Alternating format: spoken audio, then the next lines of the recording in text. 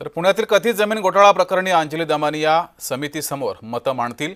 दोषी अधिकाऱ्यांवर कारवाई केली जाईल। चंद्रशेखर बावनकुळे यांनीही या संदर्भात माहिती दिली आहे। काल अंजली दमानी माझ्याशी येऊन भेटल्या। त्यांच्यासोबत शिष्टमंडळी होतं। मी चर्चा केली। त्यांना हे सांगितलं की आमची एसीएस विकास खारगे यांच्या अध्यक्षतेखाली समिती आहे। तुम्हाला वाटलं तर काही एसीएस समितीसमोर आपलं मत मांडता येईल। आणि त्यांनी मान्य केलं की आम्ही मत मांडू, आमचं त्या ठिकाणी पुरावे ते मांडू।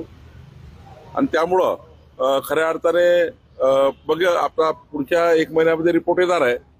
महिन्याभराचा रिपोर्ट आल्यानंतर याच्यामध्ये कोणत्या कोणत्या अधिकाऱ्यांनी काय काय केलं आहे, शेवटी जे अधिकारी सकृतदर्शनी आम्हाला दिसले आहेत, तहसीलदार आहेत, आयजीआरचा एक मुद्रांक अधिकारी आहेत, त्यांना आम्ही गुन्हे दाखल केले, निलंबन केलं, पुढे कारवाई करू।